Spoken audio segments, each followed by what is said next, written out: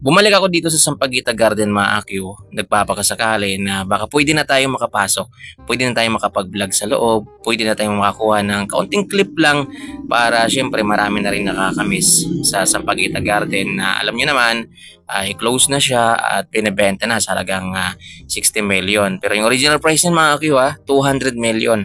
Ang laki po ng binaba ng presyo. So hindi talaga sila pumayag guys at bawal daw lalong-lalo na yung pagbibideo sa loob. So, meron naman silang itinurong caretaker sa akin guys na doon na lang daw ako magpapaalam. Hanapin ko pa yon, try nating magpaalam para maipakita ko sa inyo ang loob nitong Sampaguita Garden. So, dito lang tayo sa labas. Ito tingnan nyo yung mga nandito sa labas guys.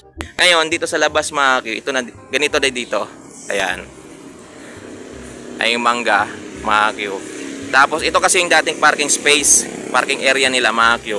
Na ngayon sobrang kalat na, ayan, sobrang lungkot na dito guys, na dati maraming nakapark na sasakyan, ayan o,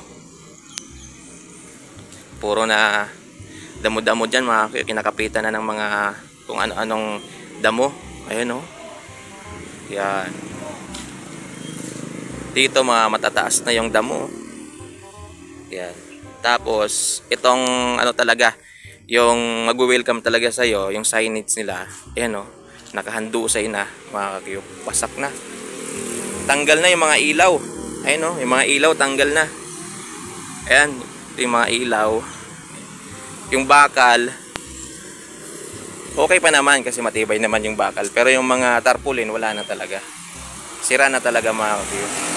Ayan o. Yan. Grabe, nakakamiss. Kasi dati mga Q, kung gusto kong maligo sa swimming pool, dito talaga ako pumupunta. Ayan, dito talaga. Kasi yung swimming pool nila guys, merong pang bata, merong pang matanda. Ayan, 3 klase yata yung swimming pool nila dito. Ayan. Tapos kung medyo, ano ka na, medyo boring ka na sa pagsiswimming, pwede ka naman mag-ikot-ikot dyan sa loob. Ayan.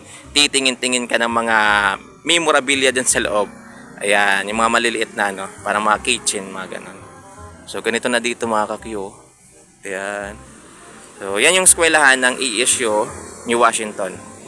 Bago na yung pader. Ayan.